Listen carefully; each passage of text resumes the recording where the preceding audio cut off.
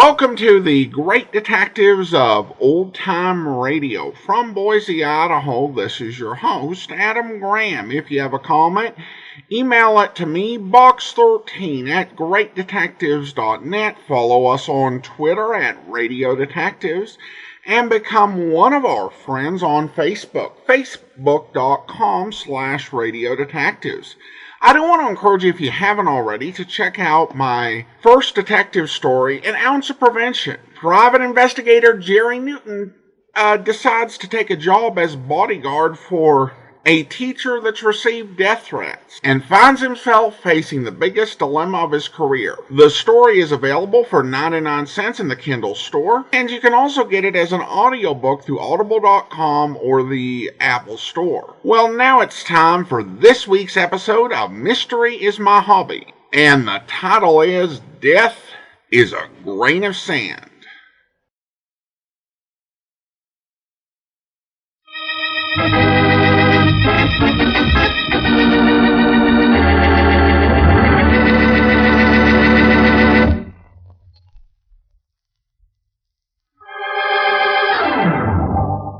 Mystery is my hobby.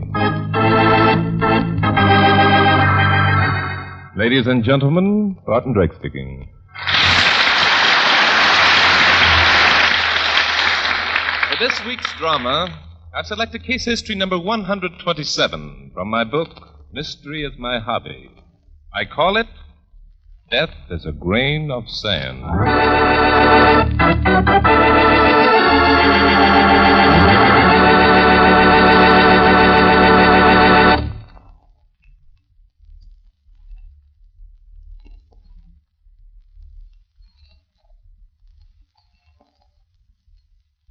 And now to Glenn Langan as Barton Drake and the first act of Mystery is My Hobby.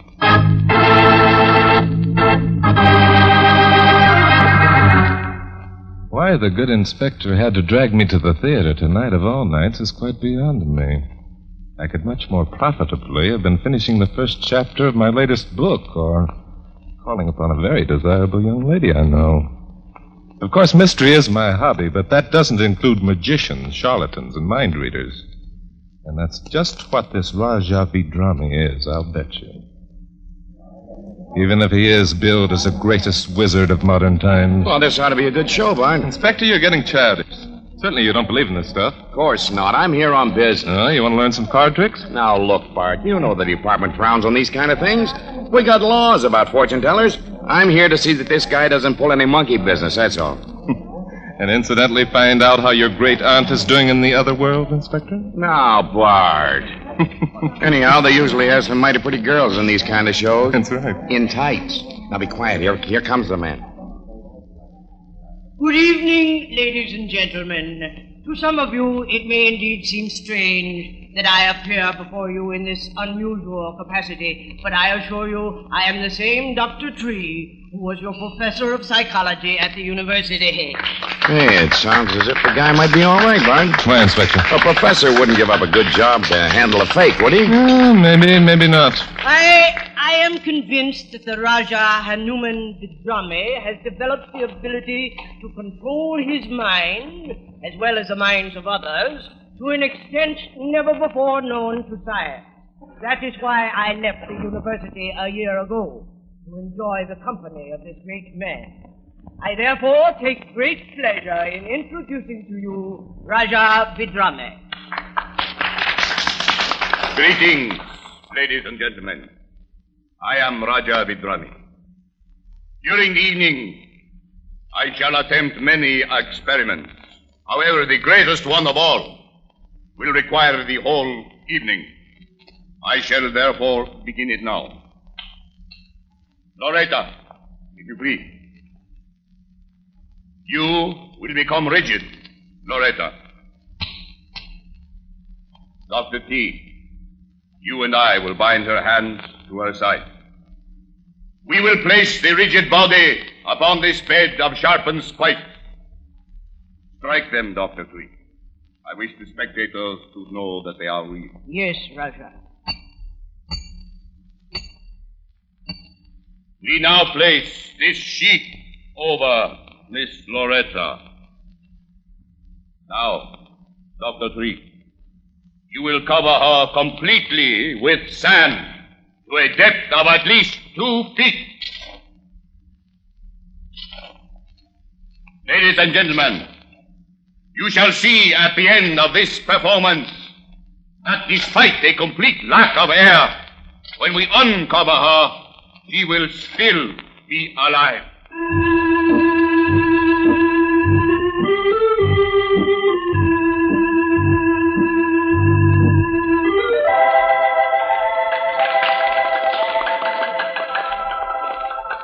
Dr. Tree is now removing the sand. Buried in sand for 2 hours, you shall see that Miss Loretta still lives. You may remove the sheet now, Dr. Tree. Miss Loretta. Miss Loretta. Dr. Tree, please. She's dead, Raja. She's dead. Impossible. Loretta's been shot. Ladies and gentlemen, a terrible tragedy has occurred. The girl we buried alive in the sand is dead. Not by suffocation. She's been shot.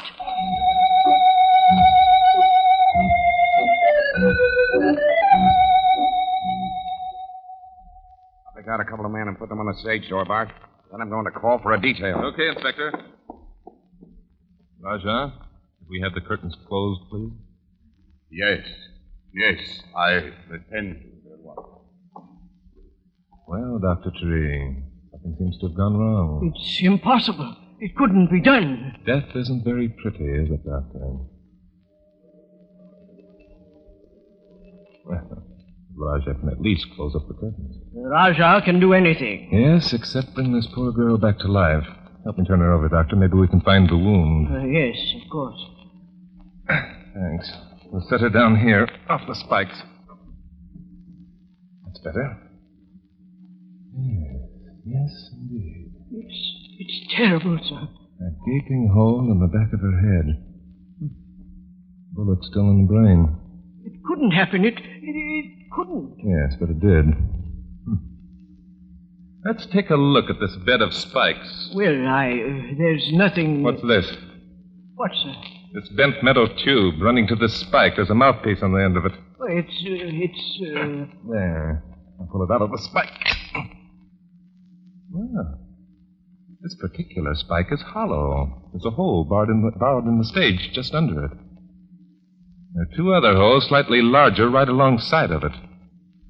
Well, Dr. Tree, this exhibition was a fake, wasn't it? What do you mean? All the time the girl was lying buried in the sand, supposedly in a trance, she was breathing through this tube. Well, she had to breathe, of course, The whole thing was a fake.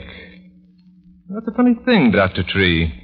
Even I was tempted to believe it was real, and you completely fooled the inspector. Well, why not? I staged it. So far, I've been able to fool all the great authorities. Well, never mind. Who was backstage, Doctor, during your act? Only the girl, Mildred, Raja's other assistant. You saw her yourself. Yes, she was quite alluring. There's one thing I think you should know, Mr. Drake. This girl here, Loretta, was my wife. Very interesting. We've been married just a few months. And I see you're completely overcome with grief. Hey, Barnes. Yes, Inspector. I've got guards on the doors and the homicide detail. They'll be here any minute. Good, old Inspector. You follow the routine to the letter, don't you? You bet. Where's our friend, the Rajah? Did you let him go? I'll say I didn't. The Raja couldn't possibly have committed this crime, gentlemen. He was on stage during the entire performance. Where is the Rajah, Inspector? Downstairs in one of the dressing rooms. Perhaps we'd better go have a talk with him. Hey, what's that? Who's shooting? Come on, let's find out. He's there! He's in there! Hey, give me that gun. Who's in where, Mildred? Man, I don't know who, but he ran in back of the mummy case. I'll He's in drag there. him out. Wait a minute, Bart. Let me get him out. Okay, Inspector, go ahead. Come on out, you. Come out or I'll shoot. Come out of that box. That'll get him. You're so thorough, Inspector.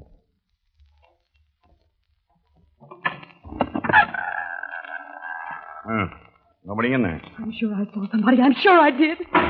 Hey, what was that crash? Where's Dr. Tree? How do I know? He was just here. I'm afraid this little pretty has tricked us, Inspector. She's distracted us long enough for Dr. Tree to go downstairs and conceal some evidence.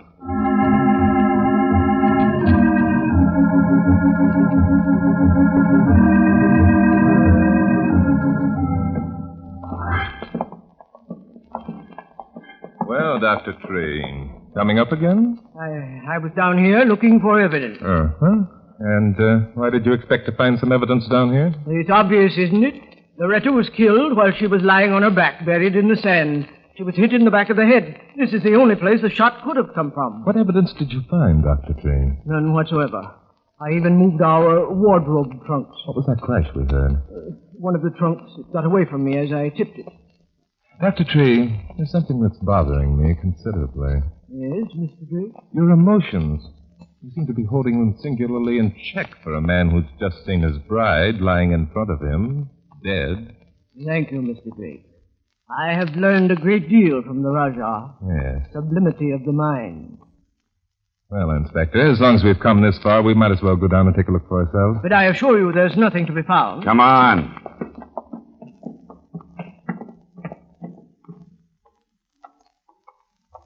This is it, gentlemen. We are now directly beneath the stage. I see. Are these the wardrobe trunks you were moving, Doctor? Yes. What's this little tin pail? One of the pups, I believe, Mildred. Yeah, the Raja makes roses grow out of them. This one's been smashed. I'm afraid the trunk fell on. I see that some of your sand has leaked through onto the floor from above. Possibly. There are several holes in the stage. Hey, Bart, come over here. Yes, Inspector? Here's where the murder was committed. Yeah? How? In one of these holes here in the ceiling.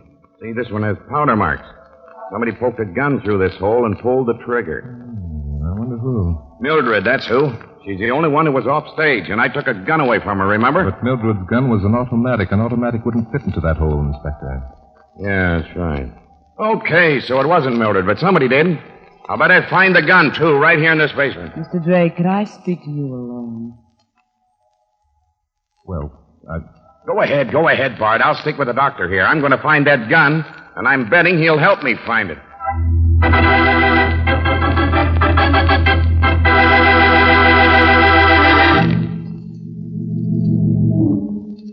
Bart.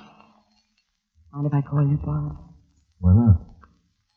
Bart, you believe love is overpowering. Are you trying to tell me that this is a crime of passion? Part of me loves everything. It has its points. Just what do you want to talk to me about? Well, you're more the romantic type than the inspector. I could go for a guy like you. It's pretty easy to go for yourself. An awful jam, Bart. Really? Bart, kiss me. Oh, no. I never refuse a lady in distress. Get out of this mess, we'll have fun. That depends whether the sheriff will let you out. Oh, now, Bart, don't spoil it. Open your heart, darling. What cooks? Dr. Tree never would have married Loretta if he'd been here teaching the school. He was out of his environment. Something like I was a few minutes ago. Oh, now, baby. After the ceremony, he found out his mistake, but it was too late.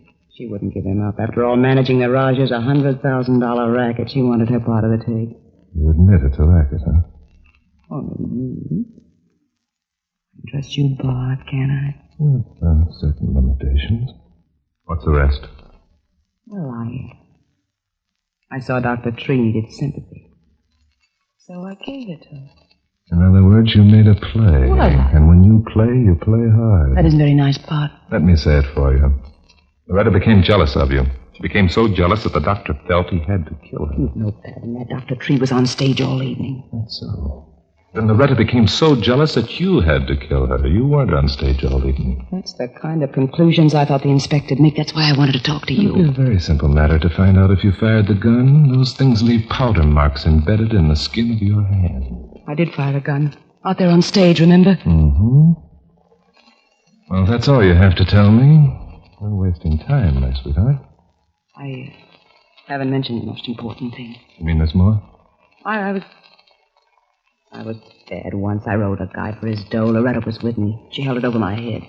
Said if I didn't leave her husband alone, she'd go to the police about me. And while she was there, she'd expose the Raj as a fake. When she turned to leave me, the Raja was standing there. He'd heard everything she said. So, you think the Raja killed Loretta? Well, I didn't actually see him do it, but he had a darn good motive.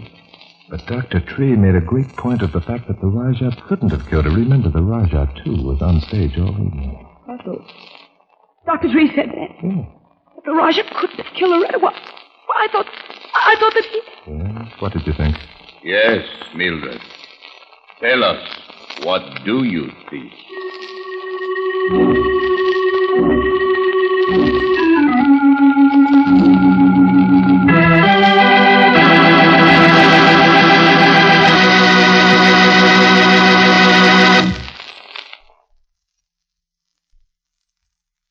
And now, back to Glenn Langan as Barton Drake and the second act of Mystery is My Hobby.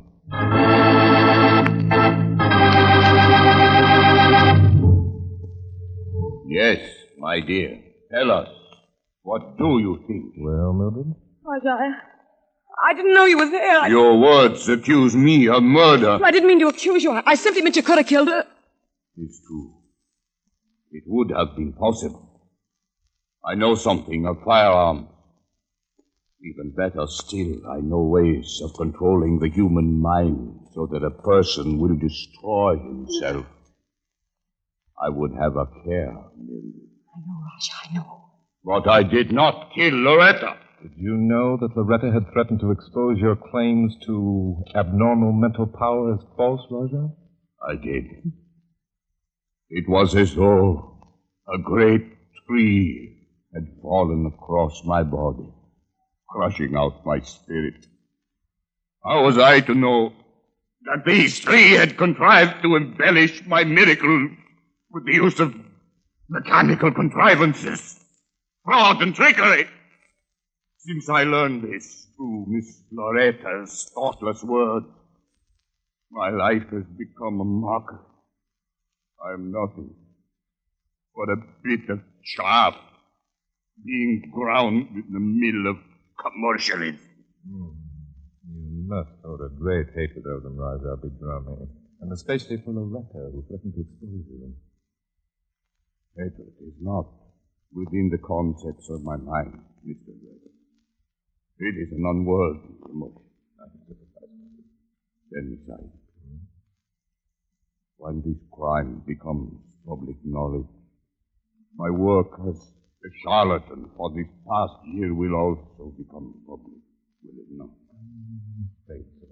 Help, Bart! Help! Help! Good heavens, that's the inspector. Help! Help! Where are you, Inspector? In here! In the mummy cage! Stand where you are, Mr. Drake. Dr. Tree, he has a gun! Yes, and I'll use it. Unless you let Mildred and me go free. What about the Raja? Don't you want him to go free, too? No. I'm certain that he killed my wife, Loretta. Help! Let me out! What makes you so sure, Dr. Tree? Because the inspector found the murder weapon, this gun, in the Raja's trunk. I'm sure that the inspector must be mistaken. Hey, Carter, you gotta let me out! I'm sure he's not mistaken. This is the gun. I've seen it before. But how could it be the murder weapon when I have the murder weapon right here? Russell, look out! You shot it out of my hand.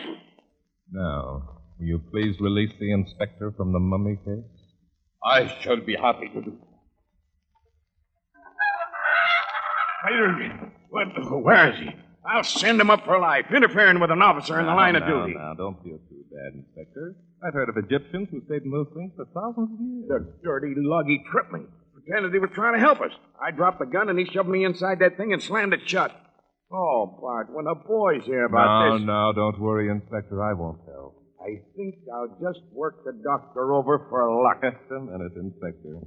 Let's get one crime solved before we come involved in another. Now, the way I see it, Dr. Tree here and the beautiful Mildred are in love, age notwithstanding. Each seems to be afraid that the other did the killing, and each is trying to protect the other. I can get results quicker with the heel of my hand. I'll make the doctor confess, but quick. I'll save you the trouble, Inspector. If you all come out onto the stage, I believe I can now reconstruct the crime.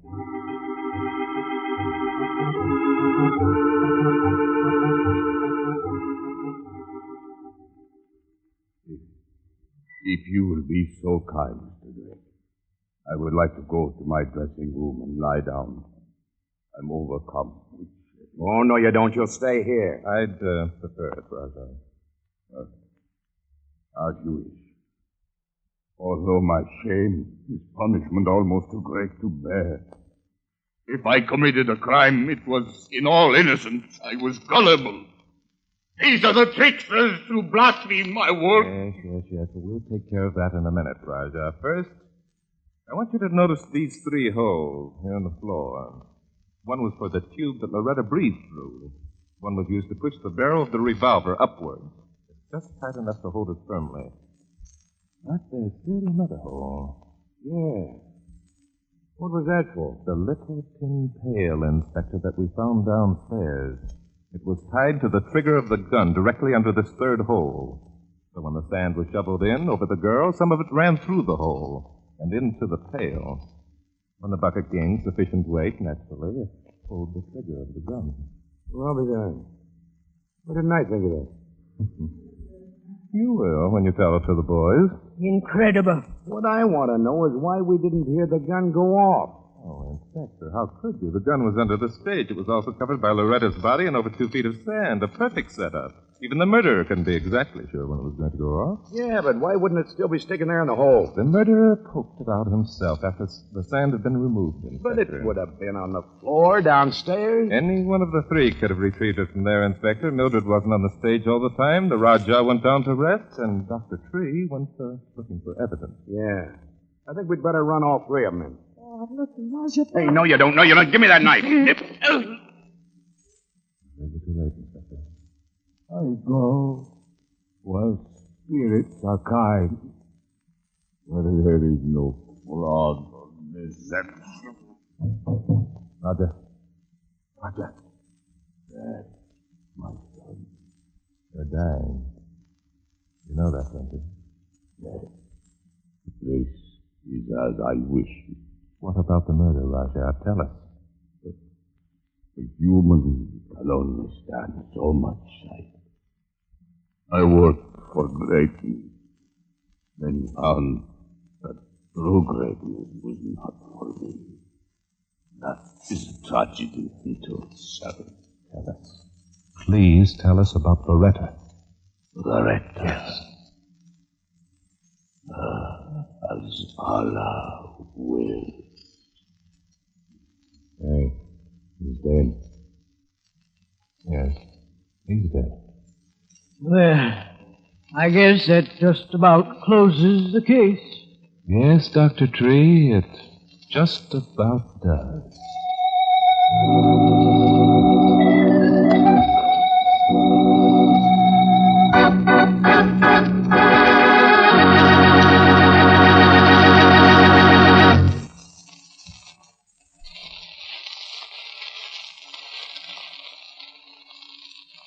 And now, back to Glenn Langan as Barton Drake in Mystery is My Hobby.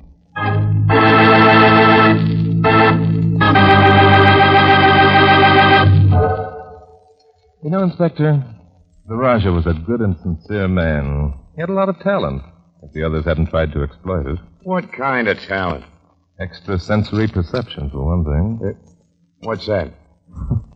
Yeah, but I don't believe it, whatever it is. Don't tell me that he gave you some kind of a thought transfer that made you tell me to arrest Dr. Tree for Loretta's murder. Or maybe you read his mind. No, Inspector. It wasn't a thought transference. In fact, it was Dr. Tree's complete lack of thinking that put me on the right track. Yeah? Yes, I'm afraid so. You remember when he announced Loretta's death from the stage? He said she'd been shot. But when we looked at the body lying face up on that bed of spikes, there was no visible wound. We didn't find the wound until we turned her over. Well, I'd have seen that, too. Only I was out posting guards on the doors and phoning headquarters. Why, of course you would, Inspector. Just as you knew that Dr. Tree was the only person who could possibly have pushed that gun barrel down through the hole in the floor. Did I know that? I certainly did. He was the one who shoveled the sand out of the way. He was the only person who came near the body and the gun. You knew that, Inspector. You wouldn't have insisted on staying downstairs and searching for the murder weapon. I found it, too. Yes, you certainly did, Inspector. In the Rajah's trunk, right where Dr. Tree had put it. I'm good, ain't I? Yes, you are. You certainly are.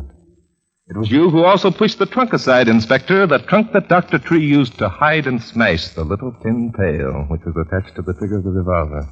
That was easy. Oh, I don't It know. was you, though, found a little pile of sand. Hmm? You know, Bart, love is a terrible thing. Oh, Inspector, don't tell me that you're down on love. I am when it makes a guy kill his wife because he wanted a babe like Mildred. Mildred isn't so bad, Inspector. You can blame greed just as much as love. Loretta hung on to the doctor not because she loved him. She only wanted a wife's share of his $100,000 racket. Yeah, love and greed. Both of them are terrible.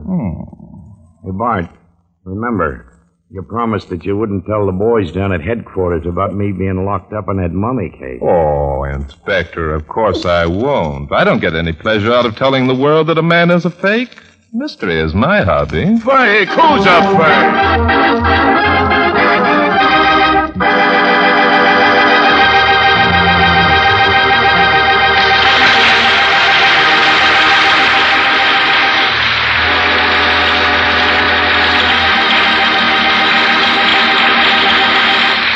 Glenn Langan will return in just a moment. Mystery is My Hobby is written by Fred Howard and directed by Dave Titus. This episode was based on an original story by Ray Wilson.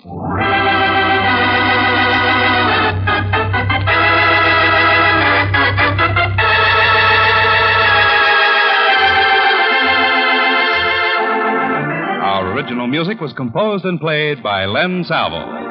Included in our cast were Ken Christie as Inspector Denton, Junius Matthews as Dr. Tree, John McIntyre as Raja Vidrami, and Betty Lou Gerson as Mildred. The events depicted in this story were entirely fictional, and any resemblance to actual places or people, living or dead, is purely coincidental. And now, here's Glenn Langan with a word about next week's story.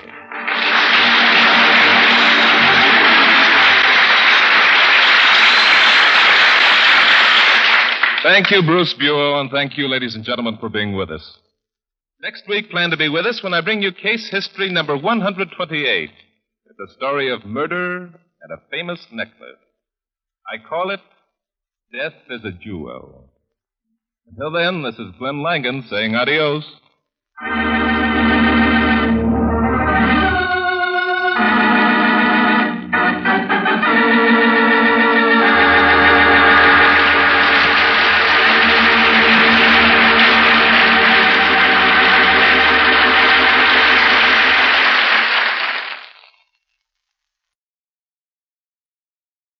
Welcome back. Well, the title didn't have much to do with the solution to the case, but it's a bit of a spoiler when it does. Plus, I think a lot of mystery stories, both then and now, were titled to sound intriguing rather than by what actually happened in the case.